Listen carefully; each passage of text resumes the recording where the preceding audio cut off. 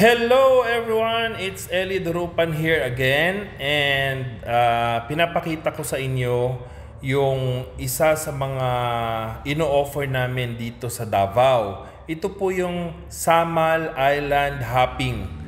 Explore Talikod Island. CMAP Travel and Tours offers Samal Island Hopping.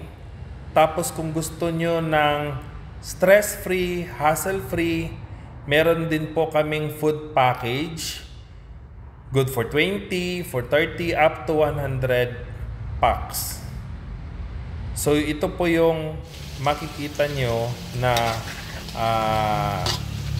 in-avail na kliyente namin this March 1, 2024. So 5 menu yan. It's a pork adobo, malasugi na kinilaw, bihon, fish fillet, and beef with mushroom. Tapos mayroon na yung rice, may water na, may soft drinks, lahat na, no?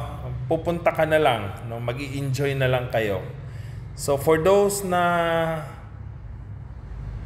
papasyal dito sa Davao, it's a must, no? Na yung pwede nyong gawin is to explore Samal Island Hopping dito sa Mindanao, Davao, Samal. So ngayon, yung ipapakita ko ay ito po yung Santa Ana Wharf. So yon, medyo nasa renovation, inaayos kasi nga ginagawa yung Coastal Road. So ito po yung Santa Ana Wharf. Nasa malapit lang po yan sa Magsaysay Park. So yung CMAP Travel and Tours ay matagal na po, no, since 2017. So if you're looking for someone na pwede kayong mag-book ng inyong island hopping, no, sa CMAP Travel and Tours. So meron din po kaming video key with a generator. So it's 3,500, no, whole day, 7 AM to 5 PM. So kasi walang ma-plugan dun sa boat, kaya kailangan ng generator. So whole day yan, yung pupuntahan nyo is yung mga Angels Cove, of course yung Wishing Island, Coral Garden, which is pwede nyong i-explore underwater. Habang kumakanta, habang ini-explore, nagkakantahan, pwede din yun. So malalaki po yung boat dito sa Samal Island Hopping.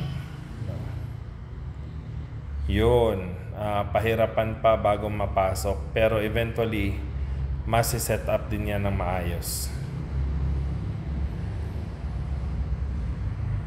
So most of our client, nag-a-avail na talaga sila ng food package kasi yung calling time is 7 AM.